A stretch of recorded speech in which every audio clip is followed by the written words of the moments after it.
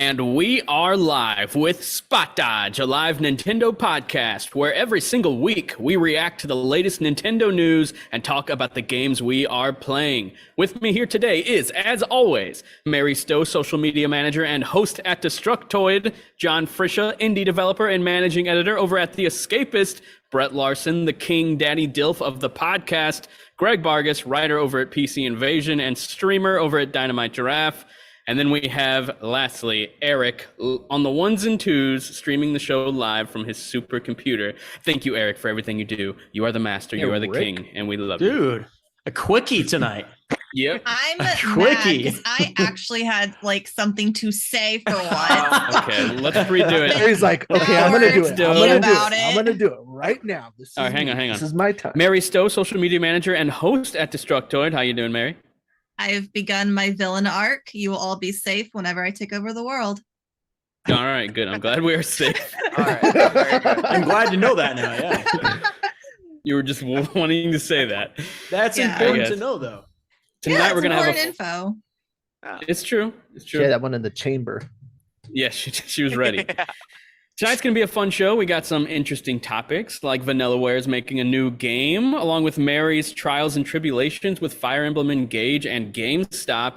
And we're going to finish off the episode talking about Super Mario and the movie and some new footage that we got from it, which is really cool looking. But before that, our opening topic, short video games.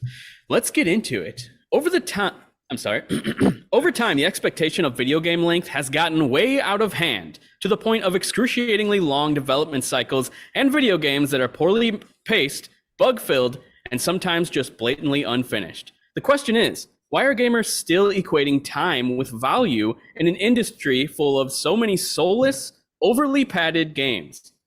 The question, and keep in mind, this question comes from someone whose favorite genre is JRPGs, me. Games that take 60 to 100 hours. The fact is, not all games need to be that long or anywhere near it. The game length criticism across the internet is also strange to me, considering some of the most beloved titles around the world are under 10 hours long. One thing is for sure, the years of AAA games like BioShock, Portal 2, and Metal Gear Solid Rising being a mainstay in the industry are long gone.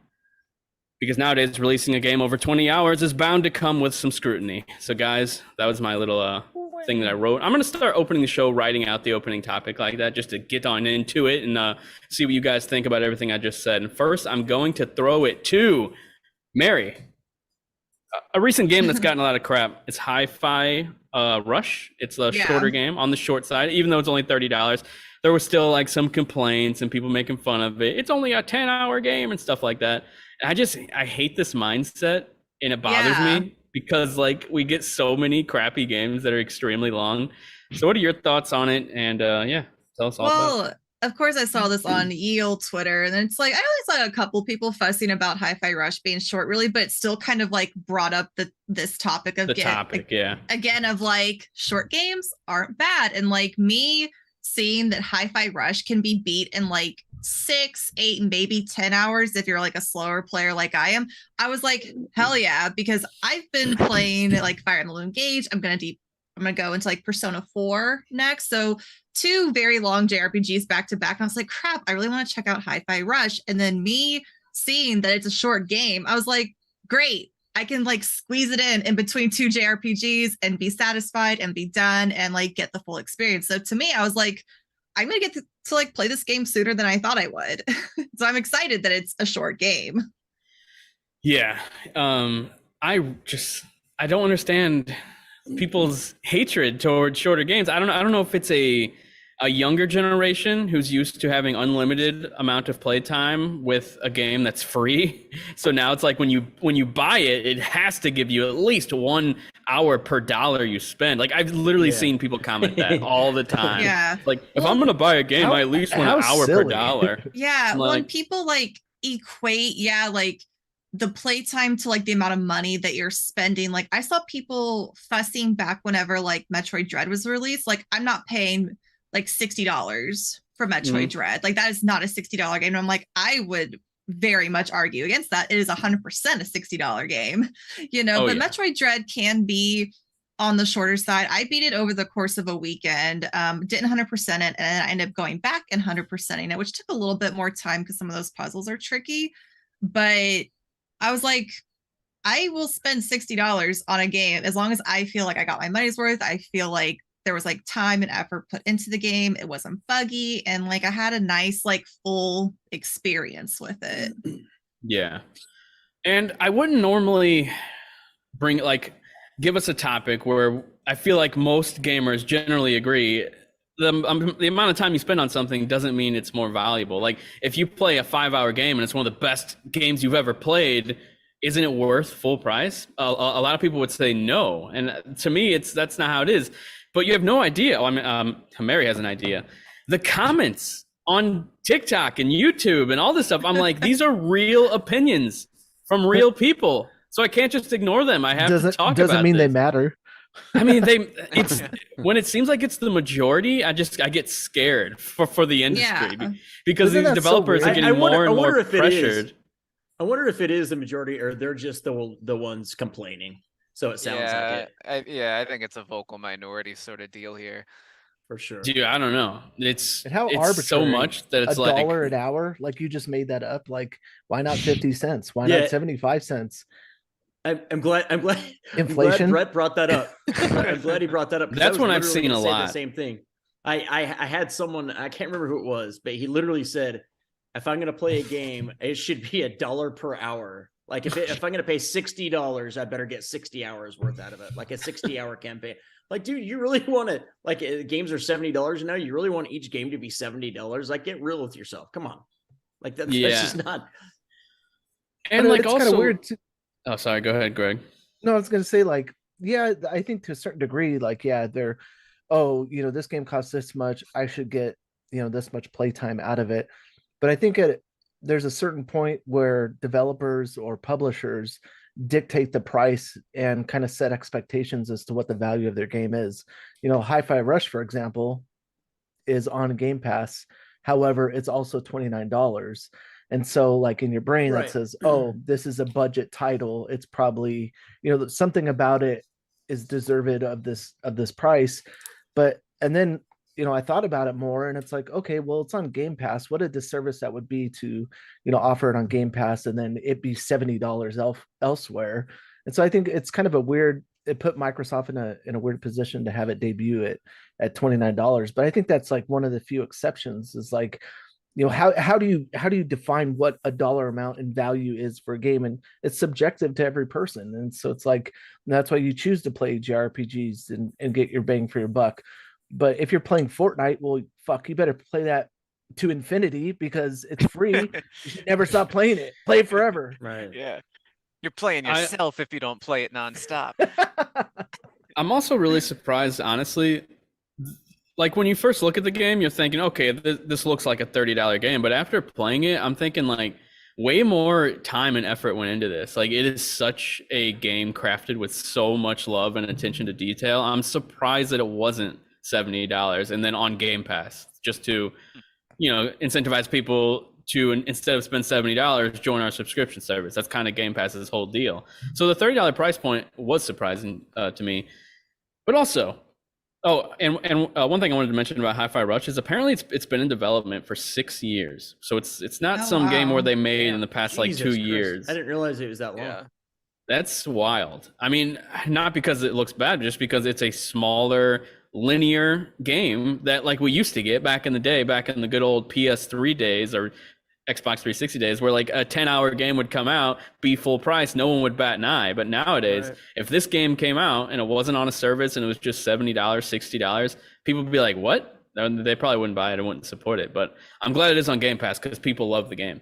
Anyway, I didn't really toss it to Brett yet. So Brett, what are your thoughts on this short video games thing, the value of a short game, a long game? Tell us all about it. Yeah, dude. I'm a big advocate for short games. I also like linear games too. I also love long games. Like it just all kind of depends on what I'm in the mood for, and it depends on the title. I think one thing that this is going to come down to is like what kind of game it is too. Like it's not like this is a Final Fantasy game that came out and it's 6 hours long. Then I can understand people being like, what the hell is going on? It's not like this is a God of War that just came out and it's an 8-hour experience, So like I love shorter games. Like shorter games are my thing. Like there's some of my favorite experiences. I've said this before on the podcast and I'll say it again. Like Inside is one of my favorite games of all time. And that's like a 3 to 4 hour game. And like, I've thought about that game more than like almost any game I've ever played. Like just something it just like lives in my head. Inside of you. Dude, seriously. I love that game so much. And it was just like this small experience. And like the games like The Artful Escape that came out, I think it was last year, 2021, another just shorter experience that was fantastic. Like Annapurna's entire existence is smaller games. And like this idea that everything's got to be this long, exhausted experience is, I think, is one of the more annoying things in the industry for the people from like a complaint side. Like that should not be a complaint, especially in a day where we have so much to play. Like there's Game Pass, there's PlayStation Plus of libraries of games, and you're telling me a game that comes out that's free to play if you have Game Pass, or $30, you're complaining that it's only 6 hours. Jesus Christ, man, there's so much to play. It's insane. So like, I think Mary said it best the other day. She said, I was interested in this game, but when I found out it was shorter, that made me more interested in it. And that I felt the exact same way. Like that actually made me excited that it was shorter, because if this was like a 20-hour game, I'd probably be like, yeah, I don't know, I'll get to it at some point. But finding out that it was like something that I could handle in like a weekend or something, that actually had me more interested. So yeah. And another recent game, the Callisto Protocol, got a lot of shit for it as well, because it was, I think you competed in like 8 hours, something like that. I think some people are being like 5 or 6 hours, but those people are maniacs that are just like powering through, Yeah, that's also one thing I don't understand, is every single how long to beat is longer than it takes me to beat a game. And I'm not the slowest person in the world, but I'm not like speeding through a game like at the highest possible speed and like skipping cutscenes and shit. That's what it seems like some people are doing. I'm like, what? No. Like, I've got to the point where when I go to how long to beat, I almost don't trust it. I almost know that if it says a game's 12 hours, add at least 5 hours onto that, and that's about where I'll be. Yeah. Like, seriously. I don't know if it's people like thinking they're hot shit, going in there being like, I beat this game in 6 hours, and they add it and it like changes the like the average, and I'm like, well, that doesn't help anyone. Like, right, that defeats the purpose of what this website is. It's not a showing off website, and no one knows who you are. Like, it doesn't matter. But yeah, Callisto Protocol, that one, it sort of got under my skin a bit, because production value wise, it's probably one of the best looking video games on the planet, like presentation wise. And yeah, it's on the shorter side, but I mean, that's a corner they had to cut. And that game in general, I kind of feel bad for that game, because it's probably not getting a sequel now. I don't know what's happening to that studio, but they sold under like, they wanted to sell 5 million and they sold 2 million, and I'm like, Jesus, oh God, that's rough. Yeah.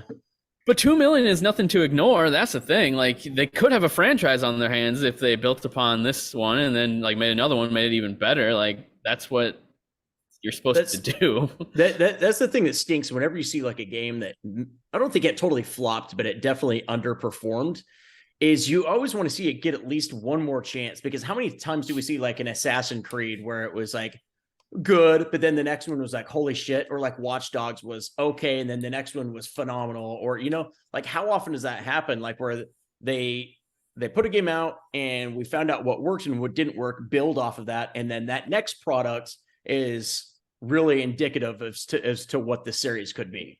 And the thing is that next product doesn't need half of what they had to do the first time they made the game, because all the mechanics are there. Like, it's just move over what we've already made and create a whole new story and environments and all that stuff. So a game like Rise, Son of Rome, not getting a sequel, that's really unfortunate, because the mechanics are there. Like, everything, it's confusing to me. And another game that Xbox did, Quantum Break, another game, they built this very like cool combat system that's only in that game, and it was never in anything else. And another game that comes to mind that's Xbox is Sunset Overdrive, and it never got a sequel. That's it's crazy that like all these games, they had one game and then that's it. They're never going to. Isn't Hi-Fi Rush the sequel to Sunset Overdrive? It is kind of visually. Yeah, everyone's like, "Whoa, that looks like similar Sunset vibe." Overdrive." Yeah. At first glance, Hi-Fi Rush looked like something more open worldy, but it's completely linear. Like there's no, it's definitely nothing like Sunset aside from the vibe and the feel of it, you know. But yeah, Greg, thoughts on any of this? Do you equate time with value, or do you care more about the actual experience of a game? Or both? I care more about the experience. It's like, you know, a lot of us grew up listening to, you know, went through our emo phase and heard a lot of different bands and stuff. That wasn't a phase, Greg. It's a lifestyle. Not a phase. It's real to me. I kind of equate it back to that because I remember things like different bands putting out like smaller EPs, and you're like, holy shit, like these 5 songs are all fucking bangers or whatever. And you know, I just felt like there was a time when I think, I don't know, maybe I just appreciate it more for the art of the experience. Like, oh my God, this album had 11 tracks and they were all amazing. Or, you know, this you know, 6-song acoustic EP was such a great experience. Every song from front to back, I could play it over and over again. So then like I take that experience and, you know, I think about that often when I play games, is like, you know, what am I getting from this? Is there like themes? Is there like, you know, the ending that's going to resonate with me? And maybe I have a different, you know, eye when it comes to playing games, is like, you know, what are they trying to tell me? What are some of the themes from start to finish? What is the main character, you know, protagonist supposed to feel in this place? Or why are they doing this? And, you know, I think about games like Sign Mora. It's a shmup that was very artistically beautifully done and was just like a great shooter for me, and had some like rewind mechanics and you know, just those types of things. And I still think about that game now, even when I play other like indie games or shmups. Or I think Eric brought it up earlier, Sonic Generations on the 3DS. That's like one of my favorite games for no reason other than like, yeah, this is like a bunch of different Sonics in like a game, and they're all shorter levels.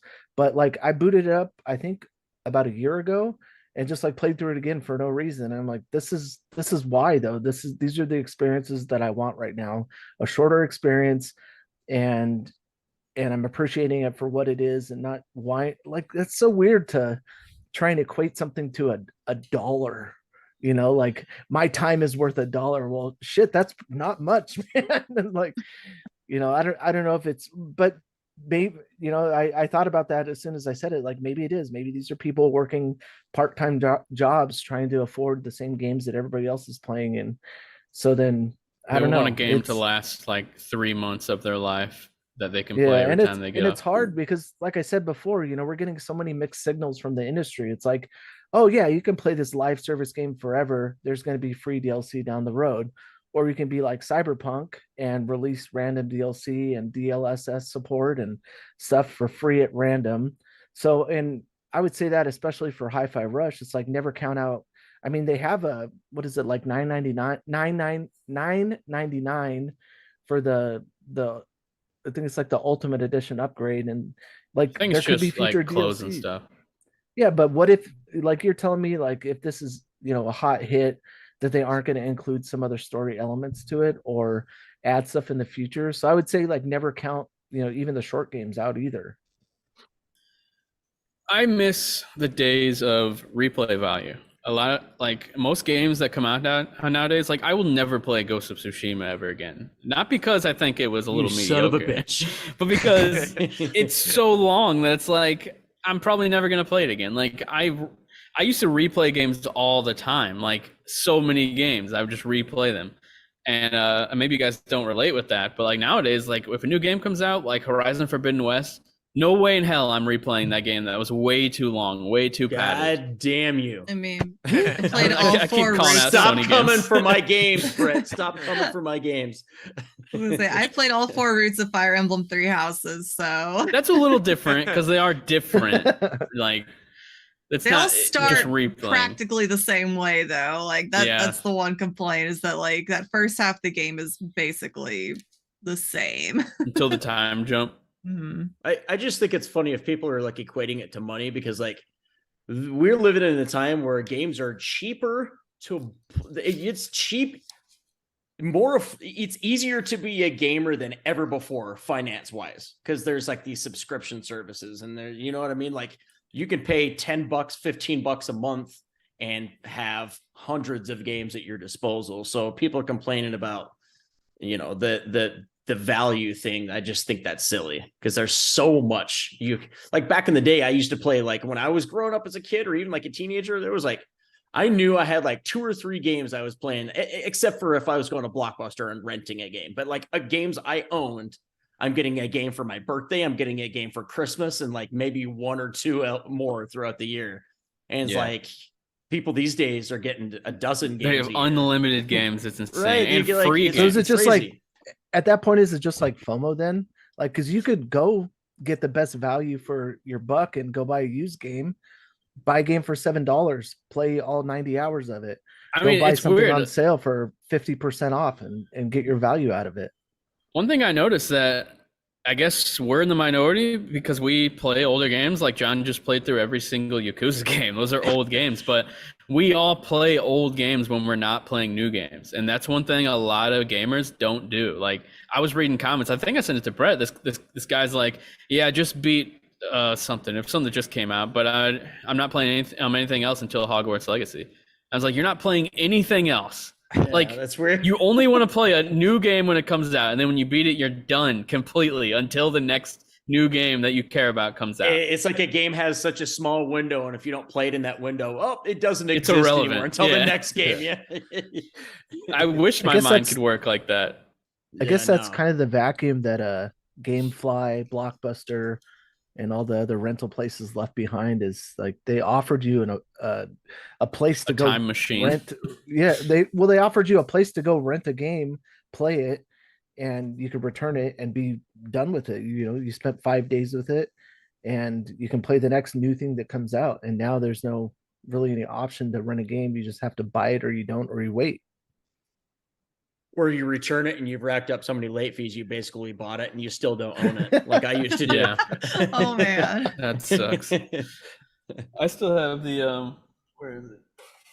Oh yeah, this it's not mine, but it's Ocarina of Time. It has a Blockbuster sticker There on you it. go. Both times. You never returned that motherfucker. Someone didn't. Oh, my you bought it son's- that way. Gotcha. No, my son's teacher gave me this. Oh, she, that's right. You told me that. She gave me the She entire stole it, N64. Yeah, she's a thief.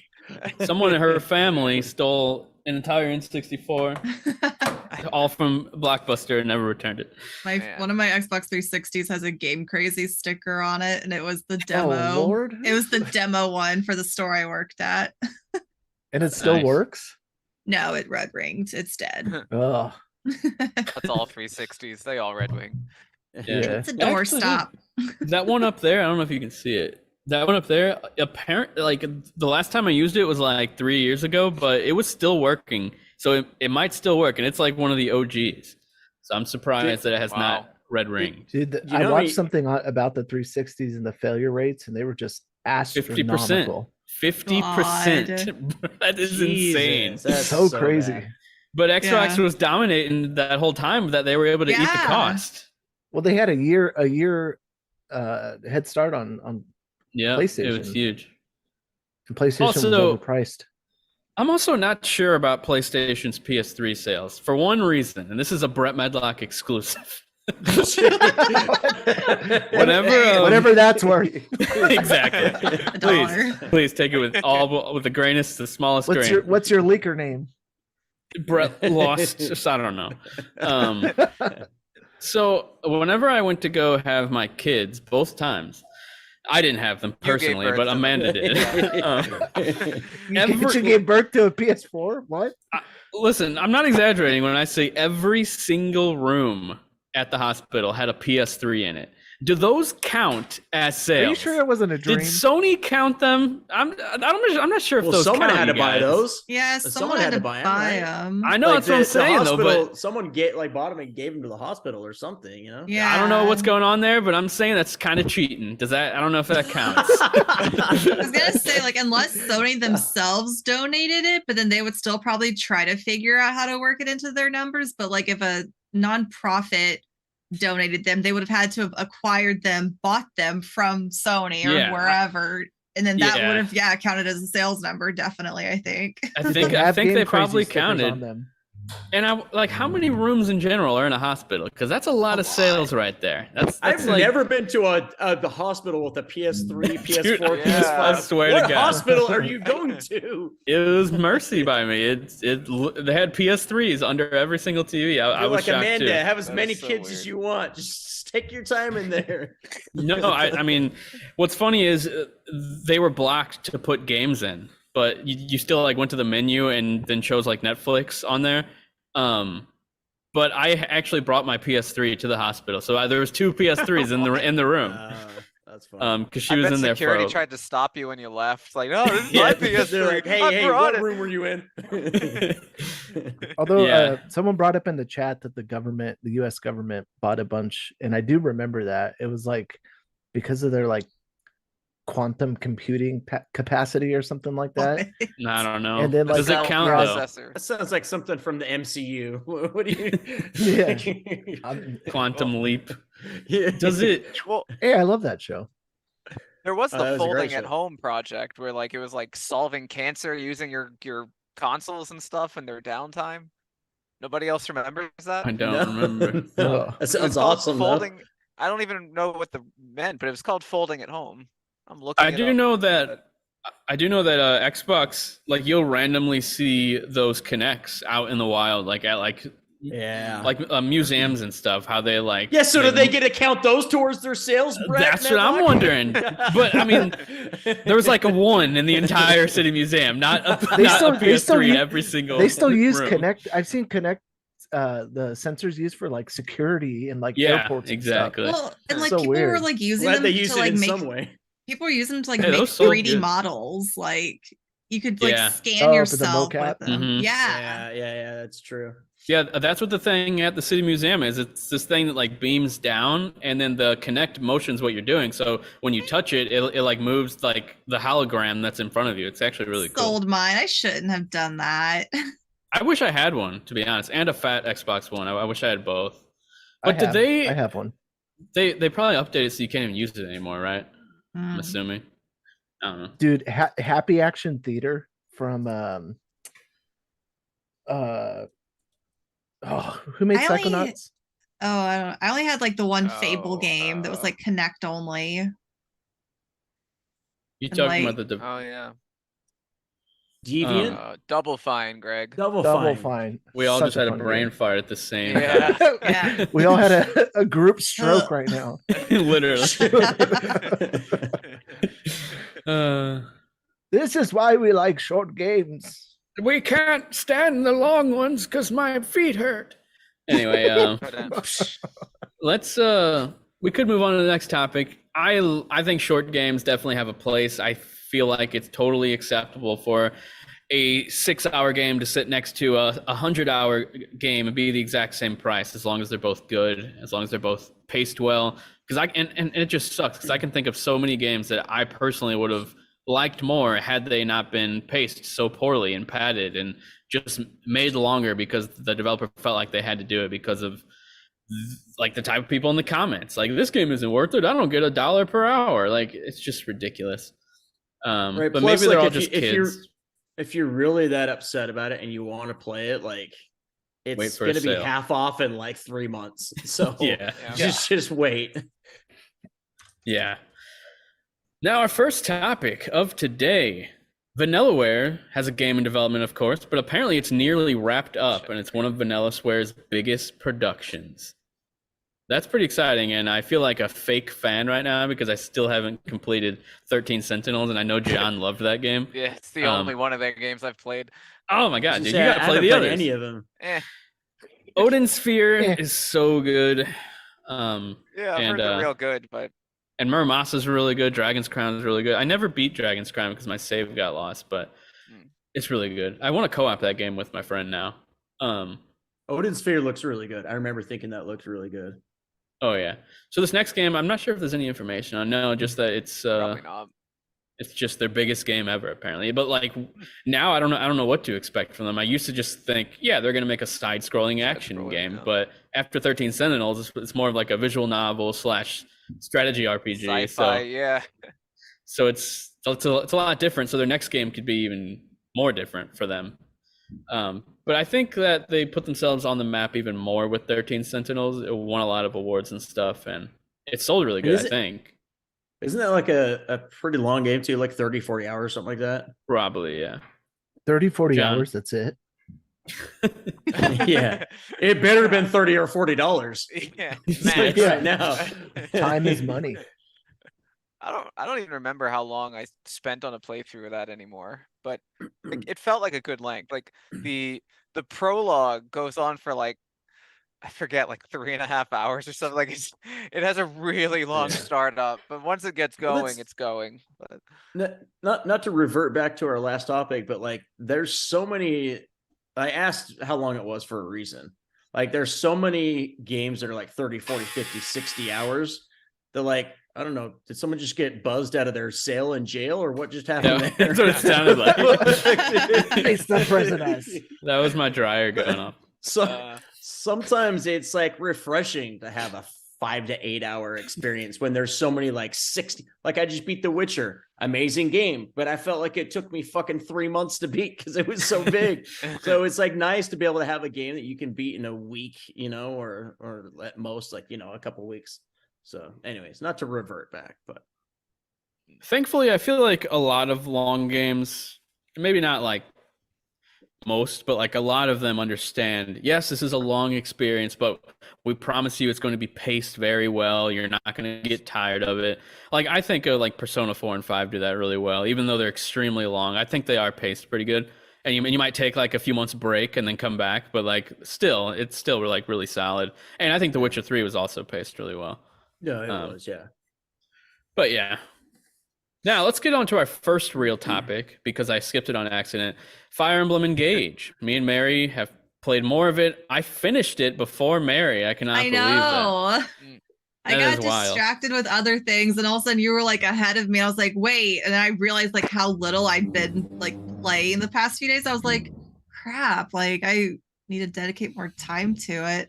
Now, I got to be a little more honest though. I really stopped caring about the Somnial.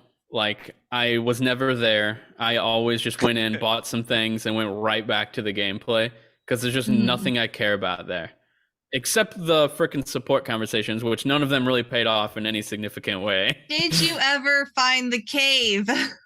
No, I never went to the cave. Are you kidding? I told you I didn't walk around there. I just stayed in the middle. You missed out on the best part of Somnial, though, which is Sami.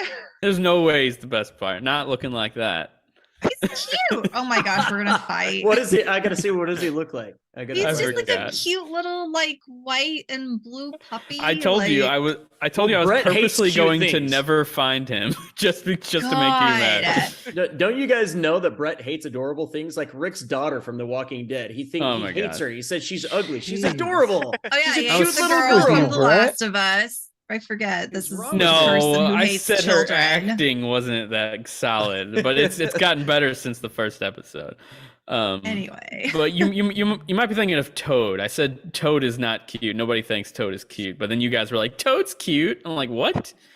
Kind I of think like you're just saying that. But yeah, anyway, the Somnial, I don't like it. But the gameplay, the combat was all really good. The story was disappointing, of course. I think that's more like a general consensus. Like, it's definitely no Three Houses. Like, like not even close. I haven't finished like the story yet, but like it does pick up. I think it picks up like almost a little too late in the game, it feels like. I feel like if it had picked up sooner and then kept that like really strong momentum, like I think I would be having like a different experience with it. But some of these later game maps introduce really fun like combat mechanics. And like I appreciate like the challenges that like that adds to it. And I kind of wish they would incorporate it like more and again sooner, because like I feel like it keeps you in tutorial mode, or it feels like tutorial mode too long. Yeah. Before really being like, you know, like here's like the what do they call, like it's almost like the miasma, like the purple cloud stuff. Like you have to figure stuff. I do too, but it makes you really have to think and like play like strategically, like don't let the enemy stand in it. You don't want to stand in it, you know, and it's everywhere. Yeah. But and then I've been spending a lot of time doing like the emblem paralogs, which are really cool. I think I mentioned it last time. I did the Ike one, and I played Path of Radiance and Radiant Dawn just last year, and I was like, I know this map, like really the back of my hand. Yeah.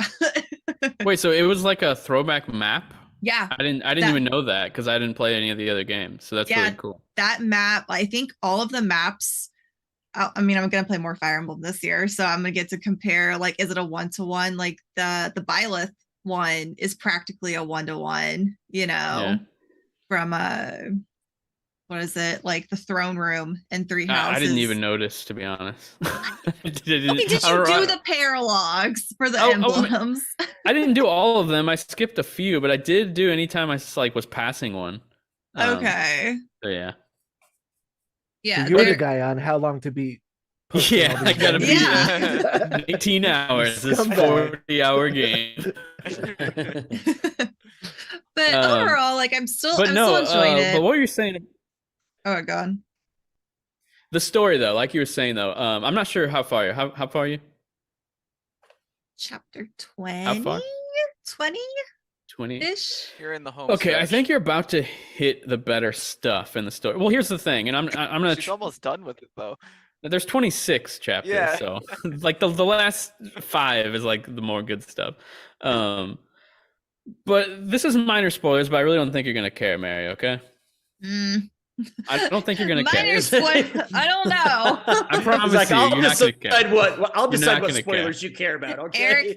Eric says he cares. So minor, I promise you, you're not gonna care. This is something that was like totally shocked me because I'm totally like kind of bored with the story the whole time, and then out of nowhere, they make a few characters extremely interesting. Okay. Like it's so good. And you see such an amazing cutscene, and then it's just like, all right, moving forward. And I'm just like, what? Like, come on, like I want more of that now. And then there's like one other moment that's kind of similar, like at the very end, but yeah, this game felt like a more of a celebration of the IP rather than its own standalone Fire Emblem game. I've seen a few people say that. And when you really think about the emblems, does it even make sense? Does any of it actually make sense lore-wise? Why there would be emblems that bring back these heroes and whatnot? Like, and why does it bring them back from a specific point in their life and not like later or earlier? It's like right whenever you had a game is when you're gonna show up in this other universe. And like, are they spirits? Are they like are they like what are they? Like I don't understand what these rings are. Like I could probably learn if I looked into it, but I'm still confused. Yeah, it's like you said, and like I've seen like a lot of like Fire Emblem fans say, like it definitely feels like a celebration of the franchise, and maybe that's a good thing. I would wish though that if they're going to do this and introduce all of these characters from past games that a lot of people have not played, that they would make those games accessible to be played in some way, shape, or form. I mean, I feel like if they do, they're gonna be like full-blown $60 remakes or remasters or whatever. There's the rumor of the remakes, and like the same person who mentioned that showed the early screenshots of Pepsi Chan, the main protagonist. So like Toothpaste Chan, Pepsi Chan ended up being a real leak. It and we looked all so brushed real. it off. I was convinced. I was fully thought convinced. it was fake. I was Really? like, there's no way that's Fire Emblem. I'm like, that is not a Fire Emblem protagonist. This is not a new Fire Emblem game. This person's full of shit. Like, and then it was real. And my reactions on the TikTok of me like losing it. I was like, oh my God, Yeah. it's real. Yeah, I think we combined ours. And I was like, it was real. The leak was real. And you're like, I can't believe it was real. Yeah, I was like, so maybe there are remakes. Maybe we'll see it like at a Nintendo Direct this year. Maybe it's going to be like a summer announcement. I don't know. Mary, tell us all about your Fire Emblem blunder. I don't want to give Amazon too much credit, but Amazon saved the day. My GameStop, it turns out they oversold the collector's edition, and they said it shipped on the 19th. I still never got it. It still has never moved. It says on their website they're waiting product availability. Cancel it. I'm trying to. It won't let me cancel it because it's shipped. But you have it now, right? Like it's in your hands. No, not from GameStop. Oh, I had to order. Yeah. No, like okay. Shout out to Wario64, the king of sales and drops. Yeah. Like Amazon had them in stock briefly, and I snagged one from Amazon and had it at my house in 2 days. So you paid for it twice then? I paid for it twice. Yeah. You cancel one? I'm trying to cancel the GameStop one. Because it's shipped technically. Let it ride. It won't let me. I know. I'm like, do I let it sit there out of spite, or do I call them? Because I'm probably gonna have to call them. Ew, a phone call? Gross. I know. Can you guys see, don't they have a chat service or something? No, it's either you email them or you call them. Send a letter in the talking mail. to people. Yeah. I literally like whenever I have to do something, first I'll try and email them before talking to them on the phone. Yeah, I've already sent the email, so we'll see. But maybe if they don't respond, maybe I will just be spiteful and just be like, all right. Did you guys see that the voice actor of the main character, he ordered it from GameStop and hasn't gotten it? No shit. Yeah, they canceled his, I think he was one of the ones they actually called and canceled. And then Chris Hackney, who voiced Dimitri in Fire Emblem Three Houses, he ordered that edition and they sent him a standard one in the mail. So he was like fucking up all over the place. God. It's been a mess.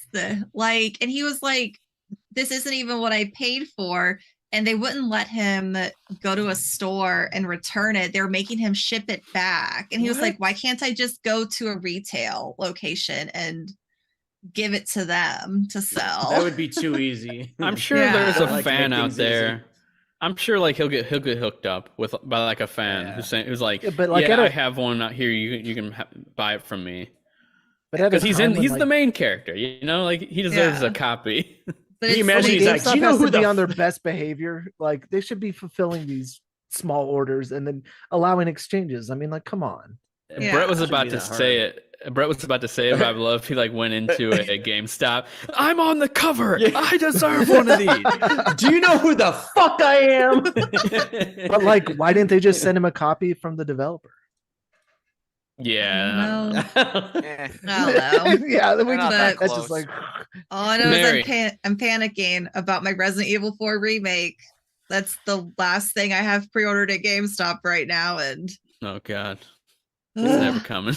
This is why it's a digital future, people. I don't have to worry about these things. It was a GameStop exclusive, though. Like nowhere else was even selling that edition. I just want the Leon statue. I just want it. Yeah, I almost put it right next to Midna. I almost did the collector's edition of God of War Ragnarok, and like that stuff is so cool, but in like reality, like it's probably just gonna collect dust, and it's like that was like $250 for that God of War Ragnarok one. Like that'd be really cool to get Mjolnir, but like, damn, it's expensive. It's so expensive to collect these things. I'm clearly a collector of stuff. No, yeah, I don't have to tell you it's expensive. Speaking of collecting dust, does your guys' basement accumulate dust extremely fast? Because mine does. Like I've never had a basement in my life. Oh, that's strange. Mine, no. It's just my room I'm in, period. It's like we don't have like carpet. I don't know if that's part of it, but like if I don't play on a controller for a week, I'll come back and I have to blow dust off of it. Like 1 week. Okay, like, so it's how not much just can you me. freaking dust? Yeah, like Dude, I can't I'm telling dust you. that often. I'm trying to find an example. Like just this. Like this is. Let's see if you can see like the finger mark. No, you can't. You can Oh, yeah, see no, it. you Yeah. can. It's crazy. That's like a month without me like Yeah. like wiping it with something. And I don't know what to do about it. It bothers me And though then- because I feel like it and gives then- Amanda worse allergies. And then that mixed with you have a German Shepherd as well. My Yeah, German Shepherd exactly. comes and sits in my room with me like while I'm working and playing games and stuff. And dude, there will be like piles of hair that will accumulate underneath my TV stand. Like it's man, that with the dust, it's so bad. Yeah. Anyway, Yeah. well, that's for our other podcast, the Dust and Hair podcast, Yeah, the cleaning podcast. the Danny Tanner podcast. The German Shepherds and cleaning Nice. podcast. Sick reference, bro. Thank you, John. All right. Let's talk about Brett L's Genshin Impact debacle. I didn't see this on the list until now. Yeah. I was like, what is this? I hope Genshin Impact burns just like at a dumpster fire somewhere and doesn't exist anymore. I am so tired of this game. So, Okay. Mhm. so the game is Continue. the game And itself it's is covered in fine. dust. The game itself is fine. I'll tell you my frustration with it. My daughter is sitting over this side, probably laughing. So I didn't, but she I don't know how long ago was like, hey, I heard of this game Genshin Impact. I want to try it. And at the time, I was like, well, shit, that would have been a perfect game for her to play on my Switch. Of course, it's not on Switch. And like the only other option was like PlayStation or my phone at the time. I didn't think she was going to get addicted to the game. So I let her play it on my phone. And when she played it on my phone, it like automatically signed in to my Facebook account. So like 2 months later, she's gotten addicted to this game and to the point where she wants to play it all the time. The issue is her playing it means she takes my phone. So then I have no phone. And so I'm like, okay, for Christmas, we're going to get you a tablet. And you know, that way you can play it whenever you want. You don't have to take my phone anymore. Well, Christmas comes and we didn't actually set it up till like last week. I set her tablet up and everything, download Genshin Impact, go to fire it up, insufficient storage. This fucking game is so big that the entire tablet with nothing on it wouldn't even play the game. Man. Oh my Lord. God. So then I was like, okay, I can't have her just go back to my cell phone. And then I was like, oh shoot, I just remembered my wife just bought a work computer because she had like a position where she like would send out emails from home, but not very often. So we bought her just like a cheap computer, $150, $200 computer, something like that. I was like, okay, perfect. I'll put it on that then. Surely it's going to run fine on a laptop, right? Download it on the laptop, go to fire it up, press start game, insufficient storage. Oh my God. What? The whole laptop. So, the entire laptop, insufficient storage. So then I was like, oh shit, I have an external hard drive. I'll connect that and put the storage on there and it'll work.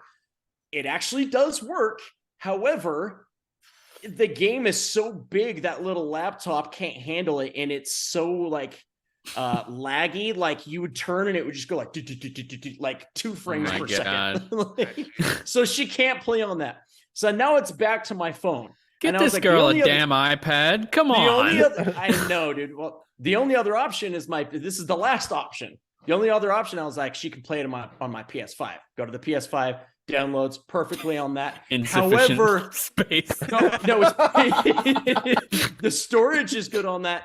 However, you can't sign into Facebook on the PS5 version. You can Oh sign my into your God. Facebook God. account on every Are you fucking kidding me? tablet, computer, everything, but you can't on the PS5. Can you so sign she in would with the lose. email that you use there? Yeah, but I didn't sign up. I didn't sign up with an email. I signed up through Facebook. So Yeah, but I think could. they use your email from your Facebook account sometimes, and you'll be able to use the email to log in. Maybe I'll try that then. But dude, because How big is it? dude? So the download on the computer said like 108 gigabytes, which I didn't understand because on the tablet it said I needed 30 gigabytes of storage. So I don't know, but so yeah, so I mean she could play it on my PlayStation, but she'd have to start all the way over, and that's like I would guess she's played that game for 200 hours, you know. Oh, so like she can't just start over. So anyways, like now we're back to square one. She just put my phone back on the desk here because she's been playing it while we're on the podcast. So now we're back to her taking my phone during the day and playing on it. So, and that's scary because I send you messages and I'm not sure if she should be seeing all of them. She's locked in when she's playing that game. She doesn't even hear anything coming in. But yeah, so anyways, that's my Genshin story. Boobs again. it just like came to a head this weekend. I was like, fuck this game. Like I'm so done with this. That's hilarious. I'm glad that we took the time to hear that story. That was a good story. Yeah, I love it. Now, Brett, once again, get her a freaking iPad. What are you doing, guy? You couldn't even hook a controller up to it so easily. Things are expensive. I know. I figured, she's only 10, like that.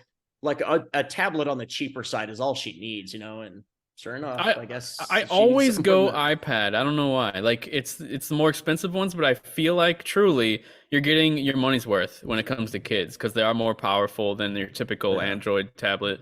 That's like for like on the lower like budget. So yeah, I don't know. I've always sometimes they're like $50 off there. Mm-hmm. Yeah. That's when we bought ours. It was like I think it was like 70 at the time or something. But and barely use it. You know what the solution to this whole thing would be, right? Is if this was on Switch. Because that would be the perfect, just give her my Switch, let her play it as long as she wants. It's been in the works for right. years. They've been talking about it for so long. It's coming. Dude, eventually. I made an entire dedicated series before Nintendo Enthusiast got shut down about covering the Switch version. Any news we got, those videos did like bigger numbers than any of my other videos. It's crazy. People want that on Switch so badly. Yeah, I don't know why they don't. And I'm still signed in on that account. It still gets comments like, still nothing, still waiting. This is wild. This game officially came out in 2020. So it's been announced for Switch for like at least that many years. We're going on year 3 of waiting I thought for it was to come older to Switch. than that for some reason. Yeah, actually I did too, but I don't know how long like the beta went or whatever, so I don't know, but I thought it was like at least 2019, but I don't know. Yeah, maybe it's 2020. But yeah, Genshin Impact needs to hurry up and come to Switch. It'll find like a whole new audience. Like it'll explode on Switch. So I'm surprised it's not everywhere. I'm surprised it's not on Xbox.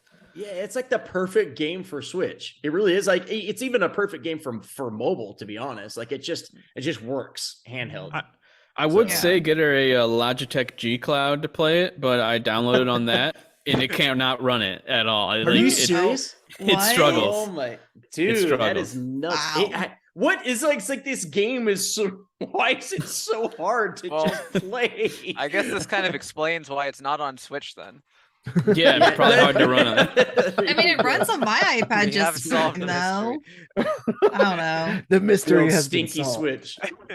It's pushing the PS5 to its fucking breaking point. I mean, it is a pretty game, all things. No, it's considered. gorgeous. I played it on PC a little bit.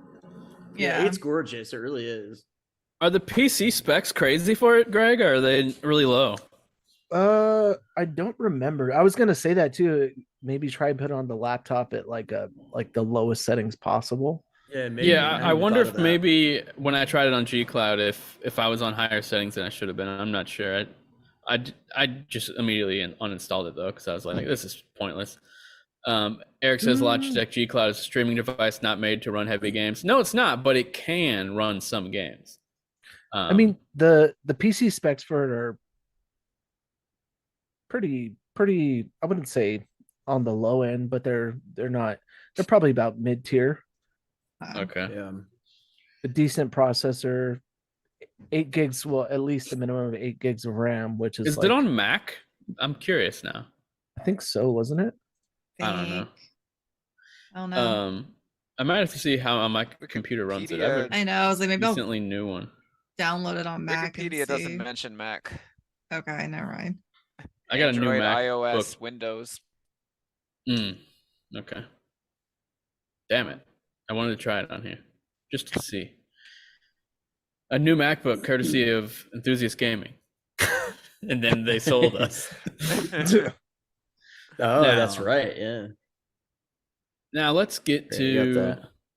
Sorry, I'm still bringing up the document. We have to talk about Amazon reportedly bought the Tomb Raider franchise in a $600 million deal. This comes not long after Embracer purchased the IP from Square Enix for $300 million.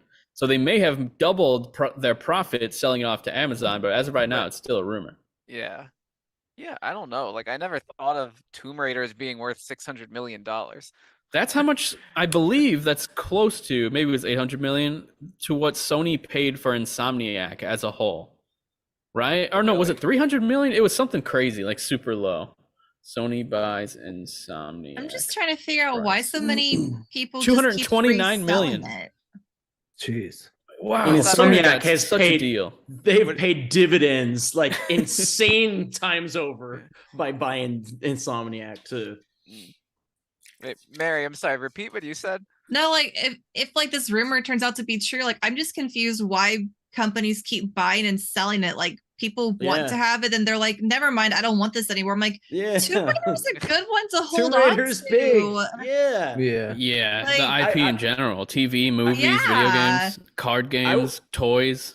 Sorry. I was surprised when we first found out that Square Enix sold off its Western division, that no one wanted us to go and scoop out or to swoop in and grab Tomb Raider, and I mean like a Sony or a Microsoft.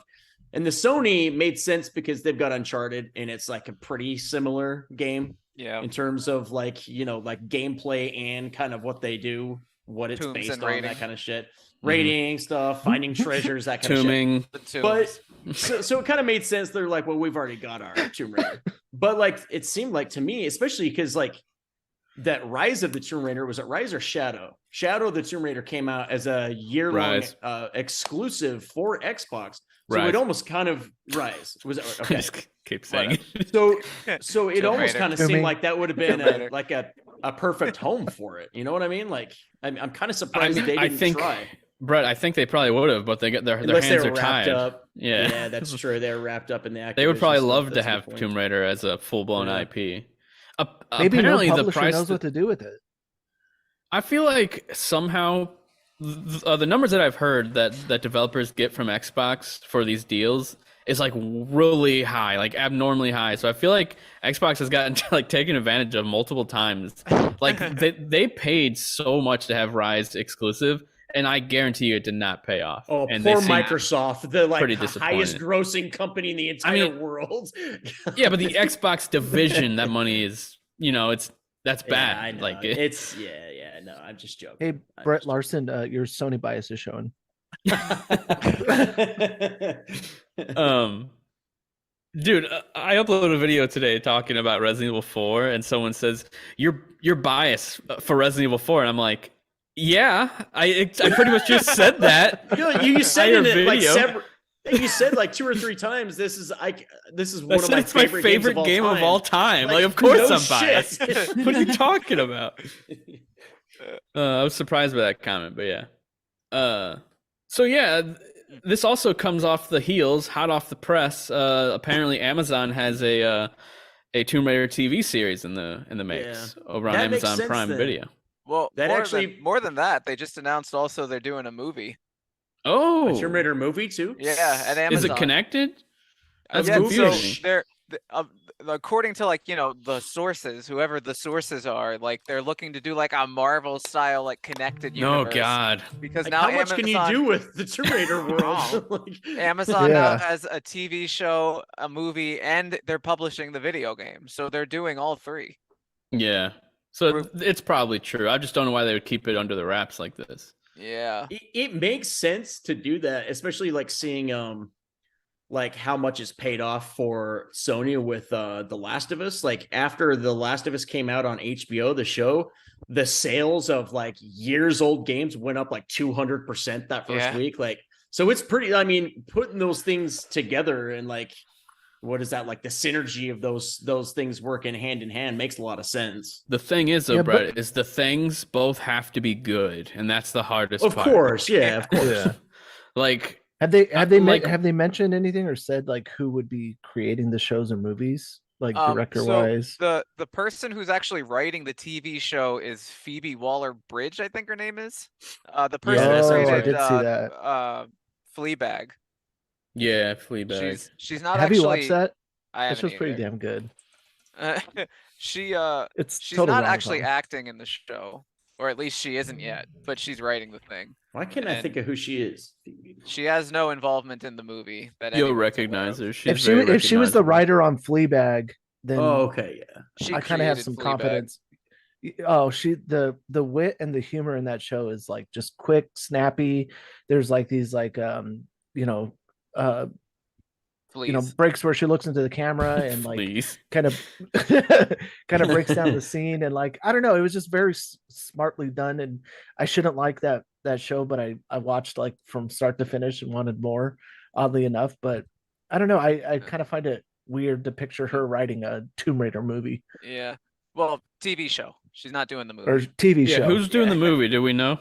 No, we don't know yet. What if she plays Lara Croft? She's good. Suddenly got me wondering. I guess she could. You got me wondering. What if they got the Gilmore Girls creators to do the Tomb Raider movie? Yeah, that would be good. I want to watch. Do you like it? Yeah. Do you like Gilmore Girls, John? It's like one of my favorite shows in the world. My wife just rewatched the whole series like 6 months ago, and every time I walked in the room she was in, it was on. So I watched a bit of it as well. It's pretty good. That's a good show. The first 3 seasons are the best, I will say, by a mile, but that's all right. The rest is good too. Naturally, with any sitcom. Once Rory graduates high school, it becomes a different thing, Brad. Right. Exactly. Right. I just think it's hilarious how many shows take high school serious. It's just hilarious to me. Because it's like so unimportant in the grand scheme of things. And they're like crying and all emotional over shit. And it's just like, none of this actually matters, guy. You don't even know. Your life hasn't even started yet. Yeah. But and that Family Guy joke is the funniest one. Did you guys see that Family Guy joke from a long time ago? I don't remember. They're making fun of One Tree Hill, and it plays this song over like a scene. It's like, high school is a serious thing. These problems matter. And none of it matters. None of it matters. Oh. You know who I think would be a good writer for the Tomb Raider movie? From Forspoken fame, Gary Whitta. I mean, come on. I mean, Amy Hennig. Yeah. I'm with John. I think that Amy Hennig might have just shown her true colors. If she's involved with more than we think she is in Forspoken, she got knocked down a peg, and she was like on my like untouchable for me for like writing, because I loved what she did with Uncharted, but now, maybe she wasn't involved in now in she's that thoroughly much touchable. Touched all over. Man. I mean, honestly though, I think they're both still probably good. I just don't know if they were like given some type of direction. And it's just this weird melding of American writers with Japanese writers that just doesn't work. That's what I think probably happened. Yeah. And the tone of the game does not match the jokes. Like me and Brett were talking about this. Like the tone and look and feel and everything about the game doesn't match the writing. That's like the worst. Like if Forspoken had like a comic book art style, the writing would make more sense and it would match better. But it's this realistic, dark and gritty looking game, and it just doesn't match. Especially since they're trying to do serious topics in the game. Right. But yeah, I think Gary Whitta. I mean, Rogue One. It can't just be.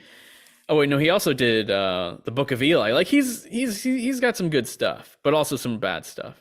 Like that movie everyone hates. There are moments in Forspoken where it's pretty cool. Like there's like when it's like being a little bit more serious and not trying to be all cute and quippy and like MCU style lines. It's actually you can. There's moments where you kind of get lost in it, and you're like, oh shit, I forgot I was playing a mediocre game. Like it can be decent at times. Yeah. So I did see one cutscene that wasn't half bad. And I was like, oh, okay. It's not all terrible. yeah. But there's a lot of terrible stuff in there that I've seen too. But more on that later when we're talking about what we're playing. As of right now, let's jump into MLB The Show is coming to Nintendo Switch March 28th, and that's cool because I'm sure that franchise is doing pretty good on Switch. That's pretty much it. Yeah, wasn't the performance pretty good on it too? It was okay. It's not like amazing looking, but it runs well. Like I think it's pretty blurry. Like the graphics are blurry, but I think the performance is okay. I could be wrong though. This is all based off what like my friends have told me. Or your uncle that works at Nintendo? Yeah.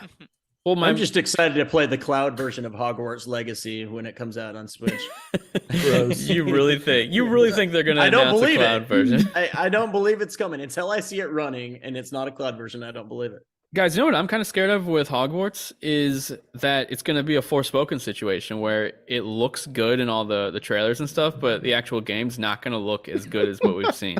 Because Forspoken looks like dog shit now, and it didn't when it first got revealed. It actually looks like really graphically impressive. I was going to say, what if they release a demo and it's like super lackluster? Yeah. And it just completely screws up their marketing. It's like, holy shit, I'm a wizard. It's like the worst voice acting ever. I'm a wizard, Harry. I can't do British. Try again. Harry. Harry Potter. It sounds like you're about to slip like an ulu at the end of that. Oh, what? That was awesome. Greg is laughing. Happy Christmas, Harry. Harry Potter. Sounds like Howie to me. Howie. But yeah. Hey, I'm your cousin Howie. I'm also a wizard. I don't know what's going on anymore. I don't either. I've given up. I wonder if there will be any muggles in Harry Potter and if you're allowed to kill those people. I don't know. Because it does sound pretty dark. I mean, don't they allow you to kill hates students? Children, hates muggles. Learning a lot today. And I'm biased for Resident Evil 4. Don't forget about that. One thing I thought looked cool on actually IGN's preview is, and I don't know a lot about the Harry Potter, really anything at all, but apparently there's a type of magic that's banned in the movies because it's like too. It kills, like right? Too painful. Yeah. It like tortures people before they die, basically. And what is it called, John? I just said it's evil. No, it's I think. Yeah. So whatever it's called, though, you can use that dark magic in this game, and I thought that sounded really cool. Is it called death magic? The game in general looks like it has a really dark tone to it. Like it does. I mean, honestly, you pick up enemies, like slam them down on the ground and like chuck them across the room. Like it looks like pretty like violent, which I wasn't expecting. No, but I'm also talking about like the HBO filter they got over the visuals. Like they look really serious. Like oh yeah. And when you think about it, the movies did too. Like the first two are like kid movies, but then after that they have like this dark, serious filter over them. And that's the same like thing I get from the game when I look at it. But yeah, I don't remember how we got to Hogwarts, but. The MLB is also coming to Game Pass if anyone cares. Another Sony exclusive, or not exclusive, but Sony first party game coming to Game Pass. The Witcher 3 spinoff seems to be set to feature co-op PvE. This is not The Witcher 4. This is from a different developer. I don't remember. I think it's because a job listing showed up where they're talking about multiplayer and storytelling for fans and newcomers. The game's currently codenamed Sirius, which I believe they officially announced that's the code name. At like a CDPR did. So yeah, I'm hoping that it's a game that's on a smaller scale than like a Witcher 3 and features co-op. I think that's honestly all you need. Put it in the Witcher universe, have a great story, and do like Fable co-op with someone. Like that sounds awesome to me. So, sorry, this is for the Witcher remake? No, this is for the Witcher spin-off game called Project Sirius. Okay. I was like, that sounds like So, what, John? What? The developers, the Molasses Flood. Yeah, the Molasses Flood. Is that really their name? Yeah. I've never even heard of them before. Yeah. I think they did. They helped. Like, didn't they help out? Narrative game. Oh, they did Drake Hollow, which I've never played. Okay. I So, yeah, only this- know that because it was in Jason Schreier's book. He was in their book. I think this is gonna be like obviously like a smaller project that like hopefully I don't think it's gonna be like full blown Witcher graphics. Their previous game Drake Hollow looks more like has a stylized art direction. It's more cartoony. I think that's what this will end up being, but I don't think it's gonna go full on like kitty looking. I just think they're gonna have a more stylish Witcher game that's co-op. Maybe something top down or something. I think that'd be really cool. Oh, this is the one where you are not Geralt. Like, No, I don't think so. Okay. Yeah. Anytime they talk about like a very like mainly single player focused game going to like a multiplayer, I think of Fallout 76 and how disappointed I was in that. Because yeah, Well, that's it was like, different. Yeah. I That's know. a games of service. I feel like this is Is gonna be it? like a normal game. Is it? Okay, we thought Well, okay. we had certain expectations with Fallout 76, and then it turned out to be completely true, different yeah. than what they led us to believe. So So what? Look where we're at when now. you hear PVE, It's what thriving. does that mean to you?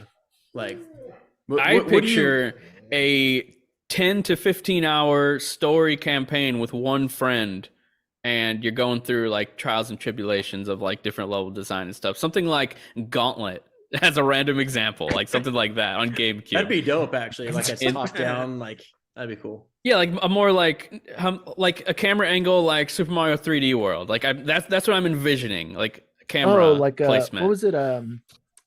Genesis. What the hell's that one with Death as the main character? Death's Darksiders. Door? No, not Darksiders. I mean, Yeah, Darksiders That- Genesis. oh, Genesis. Yeah, Darksiders. like that. Yeah. So yeah, that's what I'm envisioning. I guess we'll have to see if it ends up coming true, but no idea if this is coming to Switch. This is a Nintendo podcast, in case you forgot. Speaking of The Witcher, after I beat The Witcher 3, I got excited and went out and got the Geralt Funko. nice. Finally earned it. And I'm not I'll allow it. one of those crazies that like keep them in their boxes. I take them out and like set them up. Yeah. So Free cut him open, see them. if he has a brain. Yeah. Next up, Kirby's Return to Dreamland features an unannounced Magalore epilogue. And Magalore is the main villain, and it seems like there's some type of secret levels or something that you're going to be able to unlock after you beat the game. I'm sure it's nothing super cool, but it is on the back of the box, and it says, "Brave and extra quest after ending." That's all it says. And it shows a few pictures. When is this coming out again? Comes out on February 24th, right? Dude, I've been calling February October for like the past week. What's weird is in this article by My Nintendo News, they have it releases on Friday, 24th of October. I'm like, that can't Really? be right. It's got to be February. Yeah. See, there's got to be some sort of conspiracy here. Like I think we somebody's trying know. to change the It's a months. Mandela I effect. think this writer, Sicker, is actually you, and you're earning an extra buck on the side. And that's why you're always like, why do we only use them? You don't want us to notice. You don't want us to notice that it's you. John Sicker Frisha. Sicker Frisha. But yeah, that seems interesting. Seems like it's gonna be a little Isn't bonus it getting content. a deluxe edition or something like that? Yeah, it's called the. Well, it's called Deluxe Edition. Return to Dreamland Deluxe. Yeah. Brett, are we getting I this? thought there game? was like a bonus edition probably. or something. Is it a $60? I mean, it's Yeah. Nintendo, so I'm sure. It let's be is. real. And it's a remake. Is it a Wii game or a 3DS game? It Or was It Wii, was I a think. Wii game, yeah. Okay. Yeah, it was a Wii game. It was pretty on the Wii. Yeah. It The was art very style looks vibrant, good. colorful. Yeah. My concern with playing another Kirby game is like I came It off won't like compare, the perfect Yeah. Kirby game. Yeah. So anything Yeah. after that, I'm gonna be like, this doesn't quite. And they're probably not going to change the difficulty, which I'm assuming is for 3-year-olds, Yeah. just like all the other Kirby Okay. games. Apparently, the original one was released on October 24th, 2011. So maybe just Oh, he looked it up. He Googled it, Mm, and he Yeah, saw that the but the original. Nintendo Ah. website Sicker. says February 24th. Dang it, I was kind of Oh. hoping for October because I have so much to play right now. Oh, yeah. I'll play January it and for you. February is a I'll buy it. nightmare right now. God. Dude, there's Yeah. so much that I'm playing. Like, there's just so many games.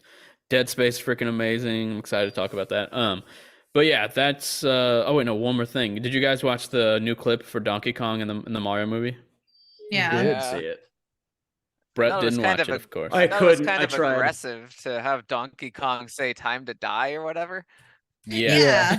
Does he say that? They ended it Yeah. with that. To Mario. Damn. To Mario. He's Mario's Dang. time to die. Yeah, it's Yeah, just he's kinda got that weird. Seth Rogen laugh, and then Yeah. time to Like he's die. choking on his own tongue.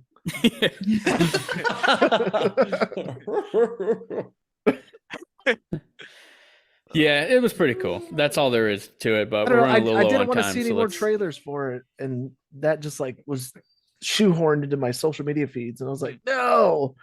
What? Did it come out like during a football game or something? Because I Probably. think it was Yeah. just like 30 seconds or something. But Yeah, it's Yeah, it was super during short. It's like 10 the- seconds. NFC playoffs. there's different versions of it. But yeah, Oh, is there? Okay. I think. But whatever. But yeah. So yeah, that looks cool. Can't wait for that movie. Like I said, might like rent out a theater for that because it'd be really awesome. Now, Money the bags, Ned Nintendo topic of the week that we've been doing every week now, The Last of Us. Do you guys want to talk about it, or do you want to move on to what we're playing? maybe just a little bit. Like we don't have to go like Spoiler deep free? into it. It was really good. Gluten-free. I thought it was really good. I'll give my thoughts first, I guess, for once. I thought it was a really amazing love story, and it's sort of just like a one-off, and it's totally opposite of the game. In the game, Yeah. Frank kills himself, and he Hang on. We should probably say there's probably going to be a little bit of spoilers. So in yeah. case you don't want to hear it, earplugs. Are we for going a deep minute. into spoilers or Earmuffs. just No, we're not not going spoiling? deep. Nothing deep, but we'll probably say some things that if you haven't seen it, you don't want to know. So just your this is your warning. Yeah. Ellie is just ripped to shreds by Bill. Ellie murders like 10 And- people. And Bill's not even infected. He just like rips into her like she's a turkey. No, but guys, one thing that I've noticed, not related to Bill, the whole Ellie situation in the first episode, when she sees Joel beating the shit out of that guy, she's like almost smiling watching him. And then in this episode, we see more twisted Ellie, where she stabs something in the head. I won't say what, I guess, to Yeah. avoid spoilers, but and she A gets like dog. some. It's a dog. Yeah, it's almost like I enjoying. wasn't even infected. Yeah. Yeah, she was. Yeah, that was kind of morbid, huh? Yeah, that like part. they're showing like a twisted Ellie, which is different from the game. I mean, I didn't think that part was morbid. I thought that was just sort of like a mercy thing. yeah, I It guess seemed like so. sociopathic shit, like Ted Oh. Bundy. She would looks, do when yeah, he she was a looks like kid. Ted Bundy the way she's staring at him. Oh my gosh. You're so mean. I was gonna say, like with Ellie, like there's times where like she's clearly like has seen a lot of shit. Like so she has a very like Yeah. mature and adult perspective. But then there's things about her that like pull us back. That's like, oh yeah, this is like a 16-year-old. Like she's still she has those two sides of her, Yeah. that are Yeah. very different. And I think they represent that really well with her. Yeah, Yeah, I she's think that- she definitely has like that attitude as like a kid, and then there's also times when you can also tell that she understands she needs Joel's protection. Like there's one moment I noticed in particular where he's like, Mhm. "Don't move," and he leaves and comes back in scene, and she sat there in that chair the whole time. Which other times she'll walk around and like not listen to what he has to say. So she's starting to like realize that okay, he's my protector, and like I've got to start Yeah. listening to him. And she I wish understands they like the would've- gravity of situations at times. Yeah, I just wish I would have leaned into more Joel's like daddyisms. Like he seems, he think they doesn't seem will. as yeah, he just doesn't seem at Yeah, this they've point got that time. as it's too fatherly. early. Mm. I've seen so Yeah, many 'cause- clips, people doing like where she's reading the jokes out of the book, Mhm. Yeah. and I'm just like, I mean, oh, yeah, that's coming. That's the relationship Yeah. they have. This early in the game, like he was a straight up dick to her. Like he was a Yeah. fucking More so. asshole to Ellie. That's Like, what I way- kind of miss. Like he I was don't. way- I feel he like was he's way not more- rude enough. Yeah, it's almost kind of opposite. In the game, he was way more of an asshole to her than she was to him. But in the show so far, even though they both don't have like that relationship yet, she's kind of more of like a cold, like smart ass to him than the other way around. Yeah. But What if Just trying like to wear if him down. the story arc of this show is just that like instead of them getting closer, he just like hates her more and more. That'd be kind of funny. Like in the final he's like, take episode- this bitch off my hands, Tommy. in the final episode, instead of trying to protect her from anything, the episode's just about her trying to like survive Joel, is trying to just like blow her away. he's hunting her down in that restaurant that's burning down. He's like, there's no David. It's just Joel. yeah. Also, I can't wait for David. That's gonna be really good. Yeah. So I do just want to say one thing because we don't have to spend long on it. It's a really emotional episode. Yeah. Of course, very extremely well done. We of course can't even talk about why it's emotional because that would be like the biggest spoiler of the whole episode. But the very end, when there's like that last, I don't know, 10 minutes before it cuts back to Joel and Ellie, and it's like really like there's that really beautiful song that's playing. I immediately recognized that song because it's from an artist called his name is Max Rector. And the reason I know this is because he did the music for The Leftovers, which is another HBO show, which is my favorite show of all time. And I loved the music from The Leftovers so much. So I looked it up and I have like a whole playlist of Max Rector stuff. And one of the songs that the song that's playing at the end of that is one of his songs that like his most famous song. So I thought that was cool. I immediately saw that. I was like, oh, that's awesome. That's Max Rector. So that's cool. nice. Do you think when he grew up, everyone called him Max Rectum? I was thinking Maxi Rector. Maxi Rectum. There you go. There you go. Or Max wrecked him, like he punched someone or something. Yeah, there's Max so many. wrecked him. A lot of There's just so many ways possibilities. you can go with that. Yeah. All right. Yeah, we probably shouldn't delve too much deeper into it because the spoilers and whatnot. But I will say, best scene of the whole episode, the strawberries. Now let's move on to the next topic, which is what we're playing. Mary, you're still playing Fire Emblem Engage, which we talked about that. What's Yeah. Applewood? So Applewood is this fun little indie game. It's actually free on Steam and it's short. You know, if you need a nice short game, it's really cute. And I have like a channel redemption thing on like my personal Twitch stream. So for like 100,000 channel points, you can pick a game for me. And this was chosen by one of my friends, Elias. And it's really fun. It's got some fun platforming to it. I apparently did a pro move, which you were supposed to go like do a wall jump a certain way, and I did it not that way and still made it. So but it's really cute, it's really fun.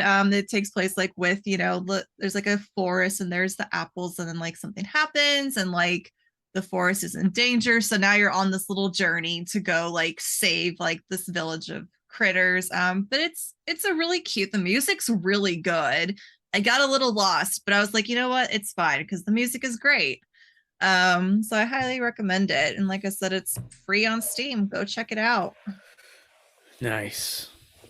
Eric never brought it up on screen, so I never really got a good idea. I was Google searching and nothing comes up when you type in Applewood, so I had to put Applewood game, and then I found it. Applewood, Arkansas. Let's talk about that. Try rectum. Yeah, might as well. Oh, there. Let's talk Eric's about got it Max's now. rectum. Max's rectum. What does it sound like in that rectum? Is that George Washington? Looks like it. What the hell was that? Is this Applewood? Yeah, this is Applewood. It has George Washington in it? No, I don't know where that came from. That's weird. Let's talk about Ghost of Tsushima being played by John. John, you still liking it? Yeah, I am. I've been a couple days since I've had time to play it. I've been so busy lately, but I finally finished up like the first act, meaning like the first piece of the island, the lowest part of the island. And then I liberated the fields that were suddenly covered in Mongols, and I got rid of them. Oh, nice. So now the first island's completely liberated. It's like 26 out of 26, so that's satisfying to see. Nice. So yeah, now I'll just be continuing my adventure and see what's happening next. I feel many like my acts are in dude's that like game? really powerful already. So like the fact that there's like 2 more islands left, I'm already as powerful as I am. Like it feels like the game didn't expect players to like bother doing much. Cause Yeah. like I'm like really powerful from all the things I've done already. And if there's so much story left, then like I guess I'll be grinding like every little random power up with all the extras I get. But yeah, no, I'm just So yeah. there's three acts, Yeah. and if I remember right, one of them was a bit shorter than the other two, so it may Okay. not have as much as you think left. Okay. I mean, I can't remember that. It's been a couple years since I played it, but I see that there's a lot of map. That's all I see. yeah. Okay, yeah, you probably still got quite some time then. Yeah. But I- again, I'm still thoroughly enjoying it. So Cool. Nice. Are I you love that doing game, the like the English VO? I'm doing Or the do you- Japanese. Yeah, I was gonna And ask didn't that. they update it so that the lips move with it now? The lips actually sync with it now. Oh, do they? See, in like at the very beginning of the game, I was watching the lips and I was like, either this is a bad lip sync or it's not lip synced. And Maybe maybe we're the wrong then. maybe Well, the main no. cutscenes don't, but the ones in game do, because they're more like auto generated and whatnot. Maybe. I don't know. Yeah. See, like it's funny though. Like I noticed it immediately at the beginning, but since I haven't noticed it, so maybe it Oh. is something like that. I don't know. Hmm. So, but like, I mean, it doesn't really bother me much either way. Like I got used to it pretty fast. But I don't know, the Japanese voice acting's cool. It just felt like it made sense in such an extremely Japanese game to go with the Japanese voice acting. Yeah. But Yeah. at the same time though, like I'm kind of interested in like the process of localization for its own sake, because I think like how do you take something from one language and put in the other? I just think that's kind of cool. But like I especially think it's an interesting situation with Ghost of Tsushima, where this game was made by white people. I mean, generally speaking, like maybe there's an Irish person, maybe there's an Asian person, or Latino, I don't know. But overall, probably white. Uh, and Americans. yeah, so what I'm getting at is they wrote the script in English and then, they send it to Japan to be localized. What yeah. I'm seeing as the script, I presume, is still just the original English script. Like, I don't know, like I've never compared it with the English voice acting, but Mhm. like I'm getting the developer's intended version of the story with the English script, but Yeah. the Japanese version like has to be something different, like by Yeah. default, because Mhm. like Right. a lot of Because it a lot doesn't of match up phrases, one to one. yeah, a lot of phrases, a lot of concepts don't really translate the same Yeah. way. So like I'm like I don't know, that's just interesting to me that like technically I'm getting the developer's intended version, yet I'm probably not getting the authentic Japanese version, which is just a different version of the English version. It's very Inception-y. Like Yeah. It's very kind of unique case. I was watching that show Pachinko on Apple Okay. TV, and I was using the English voiceover, like that dubs over them talking. Yeah. But it shows you the subtitles are the intended writing of the show. So the English Oh. VO will Right. be different than the subs, and Then you'll what read it it. actually shows, yeah. Yeah, so you'll Ah. read it and you'll see Yeah. how different it is, and you'll hear the English voiceover and see what they changed. And yeah, it actually works really well. That's cool, but sometimes it bothers me when it doesn't match up. Distracting. It's It really always different. bothers me. Distracting.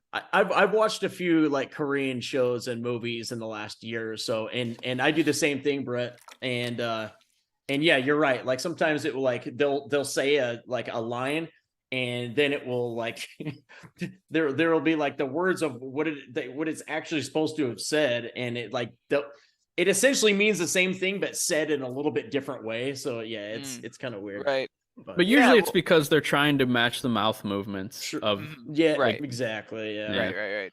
And I've noticed with the whole Yakuza franchise localization, like you can tell just by listening to the Japanese voices and what appears on screen that like the localization team like really took some liberties with the script to just try to color it up.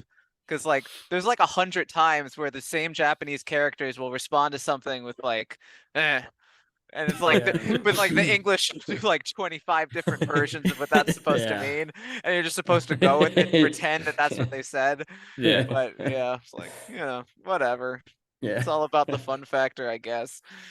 I mean, honestly, I wish video games did the whole like you hear the English voiceover, but it shows the intended script. Yeah. Yeah. Because I like to know what's different in their culture. Like that's sort of Right. like one of the main reasons why I like Japanese games is to get to know what they say there and like how it's different. And then when they Americanize everything, it's like I don't know, I'm like missing out on that real experience. sometimes. Well, I mean, I feel like some of that's even lost in like translation. Like animes do that a lot. Mhm. I remember we watched Drifting Home, and like there were so many discrepancies. I was just like kind of turned off by it, but I was like, that was way cooler than what was actually said. You know? Yeah. Yeah. I like I said with anime, like I know like they rewrite certain jokes because like it'll rhyme in Japanese, and so like it's a play on words, but it doesn't translate to English. So they have to kind Yeah. of tweak Right. a Mhm. joke or a pun to make Yeah. it make sense and still be funny. Right. Yeah. Yeah. Yeah. Japanese is extremely pun heavy because so many Yeah. words have like the same sound. So like Mhm. it's just the whole language lends itself to that really well, and like that doesn't translate to any other language. Yeah. My first experience with that happening, so I'll just be quick here because I know we're late. My first experience of having something like that happen was there was a show on Netflix called Dark. I don't know if you Uh-huh. guys have seen it. Mhm. I think No, it's a but German show. yeah, Yeah, it it's is. German. Heard it was really good. So yeah, it's very good.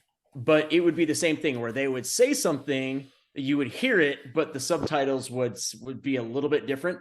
And I was so irritated. I kept thinking that whoever wrote the subtitles was just like just getting it completely wrong. I'm like, why can't they match it up? What's wrong with them? I didn't realize till later that's why they do that. But Yeah, Yeah. I was so irritated. that's funny. Yeah. I like that though. Like I like seeing the difference between the two like cultures, and like it's funny the stuff they got to do with the like the voice movements to make it match, and then like write something completely different, because like sometimes in Japan like they'll say like 2 syllables and it'll mean like an entire sentence in Like America. yeah. They'd be like, Yeah. I don't know, Or let's vice say versa. I don't know, day night or something like that. I just made that up. But in America, it's like, hey, do you plan on coming over tomorrow? Yeah. I brought Kool-Aid and cookies. Yeah. Yep. All right. Next topic is I lost the list. Greg, We're off you topics. playing Run what we're playing. Yeah. Hi-Fi Rush? Yeah. I'm also playing Yes. this, Greg, and you're also playing Marvel Snap and Apex Legends. I'm just gonna delete them right now. I'm just gonna delete them. Unless you have something brand new and exciting to say about those games, I'm not even gonna allow it. Hey, I got to. I'm almost to gold in Marvel Snap. I've been playing There we quite a go. bit, running through the Okay. ranked. Yeah, Making some so progress. I'm level 34 silver, level 40, trying to get to level 40 gold. I think I'm gonna start playing it on PC just so I can maybe stream it or something. But man, I didn't think that stupid fucking game would like eat up so much of my free time, and I find myself playing it so often. And then Hi-Fi Rush, man, I am so surprised when I go back and play it. Like I got past I'm just at the part I was letting it install my Series S, and just past the part where you get to her little like workshop area, and you're getting ready to go on to the next level, and like even just like the little stuff in there, and like the dialogue tree, and like being able to sit down and hear your own thoughts, and just like I don't know, it's like there's so much. I guess I didn't know that the game was in development for that long. Would you say 7 years, 6 years? 6 6 years years. since it was like in like early production. Yeah, well, I'm like sure that started the 2017. pandemic. Yeah, I'm sure the pandemic put added a year on it, but Yeah. even the animations, the crowd animations when you're in like the little practice area, practicing moves, like all that stuff, like there's so much, I don't know, just care behind it. And I'm definitely this will be my second game of the year. I'd probably be Good. yeah. But then I also went back and started playing again Jedi Fallen Order. And that game too, man. So good. Just so pretty. I love that game. It struggles a little bit on the Series S, which I didn't realize because I played it first on PC. But like there's some small frame rate drops, but I might just continue playing on my PC and You make a run playing the through it, Windows so. version with like cloud saves? I don't remember. I think it is because it was on Game Pass Ultimate. I just have to reinstall it, but Nice. Yeah, it's a good game. I'm excited for the was sequel. It was announced today. It's getting delayed until April. just about to say that. Like a month. back That's quite a only bit. like a month, right? Yeah. Isn't it supposed to come out Mhm. mid-March? Yeah, it's not bad. Nothing crazy, not but bad. still disappointing though. I was really Honestly, that's one though, of my like most Q1 though was anticipated. at least like Q1 of this year is totally packed. Like there's so many games still like coming out that it's like, okay, you can push. It kind of gives you some breathing room, but focus. People on are that fuming more. in the comments, which I don't see why. Like it's a freaking they month, nailed the guys. There's first plenty one. to play. Yeah. Right. It's like Big people I was whoop. talking about earlier. I don't have anything to play. I'm waiting for this game. It's like, dude, there's an unlimited amount of games. Like I would be set for the rest of my life if nothing else came out. Like I promise you that. Right. It's not like they just went Sea of Thieves with the delay and just like give you your money back. We don't know when this thing's gonna come out. Sea of Thieves. You mean what's it or called? not Sea of Skull and Thieves, fucking Bones. Skull and Bones. Yeah. Sorry. Skull I and knew Bones. what you meant. Yeah. Yeah. I didn't. So yeah. Next up, Brett Larson playing Forspoken. How is it? I got 2 games I'm playing right now. So Forspoken, I actually played like a lot the first couple nights that it was out, but it came out on my weekend. I have Thursdays and Fridays off, so I played a bunch that first night, a bunch that second night, and I'm telling you, and obviously you guys are going to think I'm going to say this anyways because I'm a PlayStation fan. I'm telling you, it is not that bad. It's actually pretty fun. Like there are, the combat once you get a little like once you start upgrading things and getting other powers, and there's like the depending on where you're at, and like there's like 4 like pillars of bosses you fight kind of thing, and depending on which boss you go after, there's like different powers. There's like an earth power, and right now I'm doing the fire power, and I guess there's going to be like a wind and a water, and like the different powers and stuff you have are pretty fun, like the way you can string things together. The combat can be almost satisfying, I guess is the right word to use. And sometimes the story gets pretty dark too. Like I guess this isn't really spoilers. Like, well, I won't say it. Like, but there's a character that dies that you're like, holy shit! I wouldn't like that. Doesn't happen very often in games. You can imagine where I'm going with this. Like certain types of people just don't get killed in games very often. So it got kind of dark at times, and that's when it's really good. Is when it's like taking itself a little bit more seriously, and but then every time I'm catching myself being really into it, then you'll get like I just killed a freaking beast with my mind, like one of those lights. And really, they don't come that often. The beginning hour or 2 are packed with annoying shit. And then like once you get into it, she kind of doesn't really have that many annoying lines. But like I said, every once in a while, out of nowhere, another one will come. It just reminds you of like how lame some of the writing is. And you're like, God damn it. That just took me back out of it. Does she call anybody dog? Dude, shockingly, She say, it hasn't bruh. happened yet. Bruh, But- come on. But she Bro Like says like, Thor. Oh wait, she who says, like- who said bruh? I don't know. Oh no, that was the Hulk Oh, and She-Hulk. no. He Okay, kept never saying bruh. Like, dude, you don't talk like that. It came out of nowhere. yeah, that's dumb. That's just another reason I'll never watch that show. Anyways, Show's terrible. like, yeah, dude, but so I feel like it's constantly at odds with itself. It's like it can be really good and then it can be really lame. And the times it's really good, I'm totally into it. And the times it's really lame, it pulls me back out. So it's like, but it has like an almost addictive nature to like the gameplay, and like the traversals kind of fun. So anyways, I feel like I've talked enough about it. I'm enjoying it, but it's like so close to it could have been so much better. And then I won't talk much about this because I've only played it for like 3 hours, but also started Dead Space. It's awesome, looks gorgeous. And the part I did last night, I won't say because Brett's probably right there, and I don't know if he's seen this part or not yet, but it was like it was just cool. It was just cool. I'm loving Dead Space so far. Next up, we have. Well, first off, I don't believe you. Game sucks. No, I'm just kidding. Oh wait, no. So what? You're not gonna say anything about Dead Space? Is that what you just said? Yeah, I'm just not going to talk too much about it because you're playing it too, and I've only played it for like probably 2.5, 3 hours. But what I played is kind of long. I thought you only played it for like 40 minutes. No, I'm about 2 or 3 hours now. I played a bit last night, but what I played, it's freaking phenomenal. Like I'm going to absolutely love this game. I already know. Yeah, I guess I'll just talk about that one right now. I'm in chapter 5, probably like Jesus. 3-4 hours in. I don't know.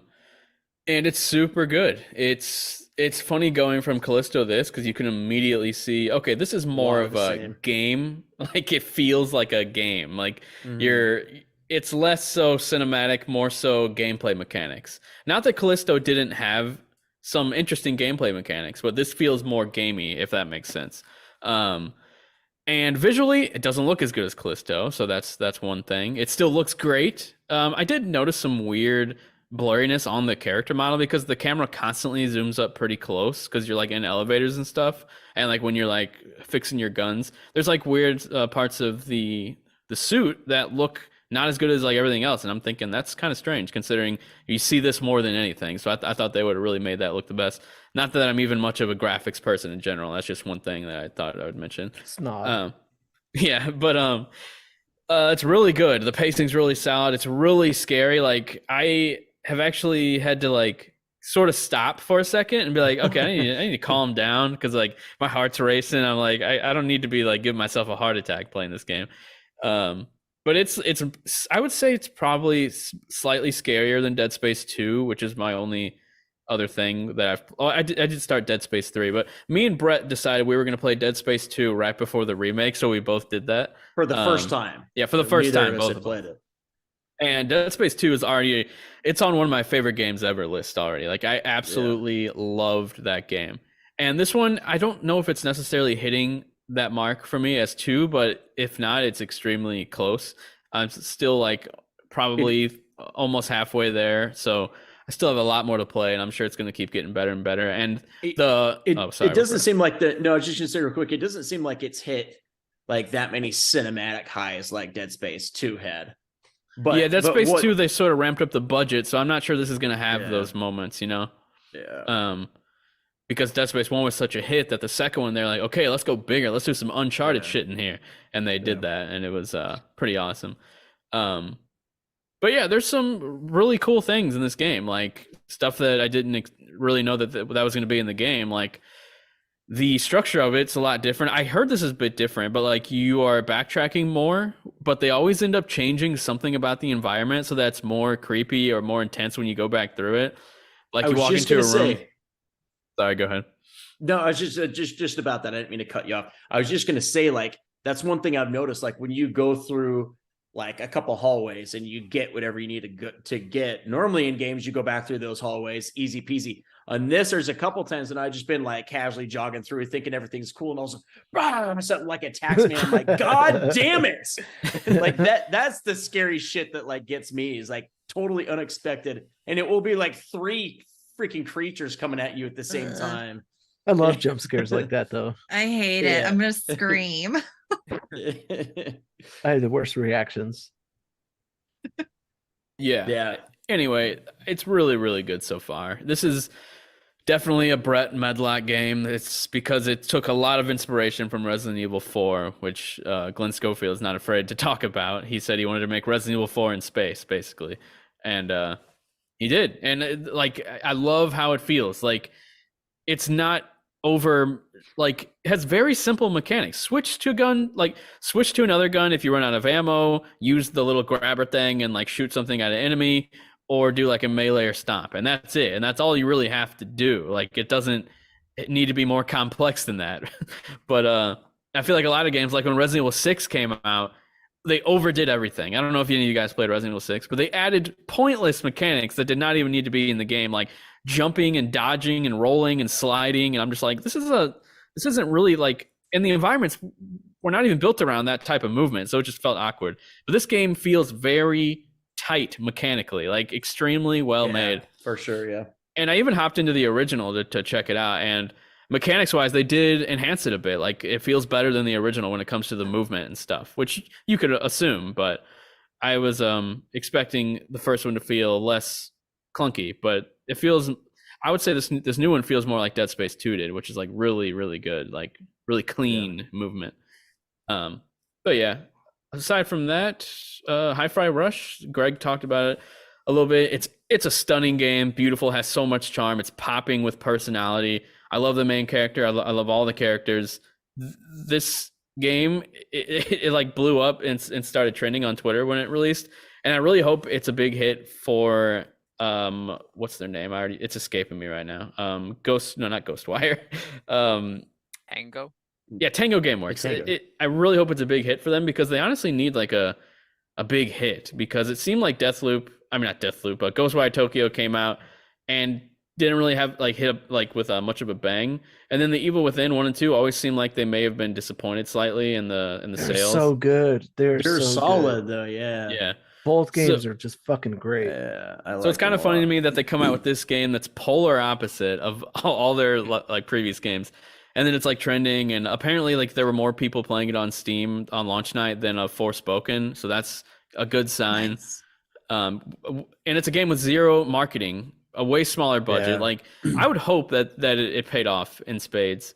But like we said, it had a really long development cycle, but at the same time, we don't know how many people were working on it. It might have been 30 people. So yeah. I just want to know the story behind the shadow drop like that. Yeah. Like, Apparently it was a Tango Gameworks idea. So they wanted to do it.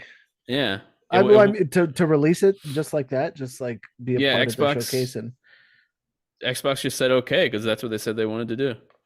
Which is Dude, so I hope we start seeing more stuff like that. It's like, because even though I haven't played it yet, it made for such a fun story. Like, holy shit, did you hear this game just dropped today? No one's heard of it. No one even knew what it was. And all of a sudden it dropped, and it's like this really cool game from a studio who makes horror games normally. Like, it was such a fun story for like an entire week. That's all I saw online was Hi-Fi Rush. And honestly, this is going to sound crazy, but I really feel like this is a John Frisha game. I genuinely feel like you would enjoy this game because it has this like anime flair. It has this anime flair, but also, and I know you don't like anime, but like just more Japanese type flair to it. I know you like it. I know you hate anime, but it's like anime. No, because before we've talked about how he likes Japanese role playing games, and they tend to have an anime aesthetic. But this has a really nice graphical art style and personality, but combat wise, it's super satisfying. Like back to the days of Bayonetta 2, where I'm like, okay, this is something I can get behind. This might be my favorite action game since Bayonetta 2. The combat is that good. So I'm just saying, John. And you don't have any sound. Cool. I think he said wonderful. Very cool. There you go. I wonder why he was so quiet during that. He's like, no, I don't agree. I mean, I don't know. Like, my opinion's always been the same. Like, I think it looks like gorgeous. It's just, it's like, I don't know. Maybe I'm done with action or something. I don't done with action. Yeah, it's like, I don't know. It's just like, also just like, so I've heard that this game approaches the rhythm elements in a good way. Like, I've heard that like the rhythm stuff, if you do it well, is really just a bonus, and it doesn't really affect you being able to actually enjoy the gameplay. That's great. I'm glad to hear that. That puts it pretty much a leg up over other similar such games. But like rhythm, anything in general, like I don't want to be bothered. Like, dude, I felt the same way though. I'm telling you, like it's a rhythm game, but like you're doing real satisfying combos. Like it's really that good. Like I'm telling you. Yeah, I don't care about combos either, though. You do, trust me. He's like, you do. I'll tell you what you care about. You're gonna care. I'm telling you what you can do in this game is just like in my you're doing old age, freaking like maybe it's just that like Bayonetta 2 was a special moment, and now I just don't need anything else, you know? No, you sound like listen to the door-to-door Hi-Fi Rush mindset. salesman. Dude, I'm telling you, this is a John Frisha game if I ever played one. I think the best thing it has going for it, and this is another rare Game Pass plug of mine, but the fact that it's on Game Pass, like I'm with you, John. Like it looks gorgeous, and I think that I could possibly get into it, but the rhythm thing is such a turnoff for me. But since I pay for Game Pass, I don't have to buy this game, so that is a reason that I will try it. Right, dude. That's the biggest reason why I'm not going to play this thing. Like, I'm not going to play this on PC. I hardly play anything on PC. So, but you have a PC to play it on. Just do it. I'm playing on PC, but with a controller. I mean, it's Yeah, just I fine. can't imagine using a PC with this game, like a mouse and keyboard. That'd be weird. I do have a controller. It's just I don't want to play on a computer screen. Yeah, that does suck. But I'm just What? kidding. I'm just kidding, Greg. My computer screen is amazing. It's so big. I finally joined the monitor squad, and I've been playing some of this on my monitor, and Oh it yeah, looks you good. son of a bitch. Nothing beats playing a beautiful game on 4K on a 65-inch. I'm sorry. I don't care anything you want to tell me about a monitor, then nothing will beat that. Now, Brett, you're right, but there is a unique beautifulness of playing on the monitor. Like, it looks different. Hardware expert Brett Medlock. It looks different. Like, it looks good in a different way when you're playing it on a monitor. I don't know how to explain it. Like, it's weird. Like, it almost looks extra crisp, even though it's technically a lower resolution than the TV, but it's just so small that it's like, I can't even find the jaggies on this screen right now. Like, it is crisp as possible. But it's just not the same as having like a big screen in front of you with like a sound bar and shit. But I don't know. I understand both worlds now. I won't give Greg shit anymore. Yay. Except for all the other shit he does wrong. I know, but I will say just one last thing on it, though, like in comparison to something like Cadence of Hyrule, which is like the only thing I could think to compare it to. I think Mary asked me that when I was streaming it, and I was just like kind of caught off guard. But it's just like it's like not, it's like similar to it in the way combat revolves around the beat, but it's almost nothing like it. It's more freeing. It's like very different. It's like allows you to fight off beat, but as well, like you said, give you that bonus for being on beat. And like I was running through the list of combos, and there's like a shit ton of combos, and I like how they did it where like some are you just miss a beat on certain points and it does like a different combo, or some you like do different button mashes with it. I just think that's really different. It's freeing. Yeah. I think that any person, as long as you like don't have the worst rhythm ever, you can enjoy this game. Because I'm a white man. What do you think? Yeah, you're right. I obviously have the worst. And you're what, rhythm. 64? So yeah, it's gonna be a little rough for you. 49 years old. But no, like this is gonna be on Jeff Keighley's game of the year. With all the games coming out this year, I guarantee you, this is a bold prediction. This is his stray of the year. This is the stray of the year. I'm serious. Like, but then again, it didn't get a ton of reviews. Like, it reviewed really high. Like, it's at 89 to 90 on Metacritic, but there's only like probably like 50 reviews total across PC and Xbox.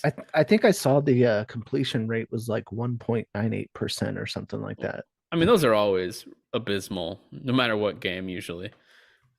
But also, when a game's on Game Pass, more people try it out that aren't willing to continue because it's just like another day. Like, it's not like they spent money on it, so they feel no need to keep playing it. Because that's how the mind works. But yeah, I highly recommend Hi-Fi Rush. It's really good, and I'm excited to keep playing it. But now I'm juggling that and Dead Space now that I've finished Fire Emblem, which I can't believe I just powered through just to get it out of the way before these other two games. Played it for like a freaking 8 hours for like 3 days in a row. Jeez. So let's hop on into the very end of the show. This has been Spot Dodge. Thanks a lot for hanging out. Hop on into hopping out of here. Yeah, let's hop on out. Peace out, Trout. If you made it this far, thanks so much for hanging out. Leave a review over on podcast services. That would really mean a lot. If you want to be a very kind person, we need more reviews, especially on Apple Podcasts. And yeah, thanks a lot. And we will talk to you guys later. I feel like it's a weird outro. Yeah. Bye. Do it again. They usually are. That's all Adios. good. Yeah.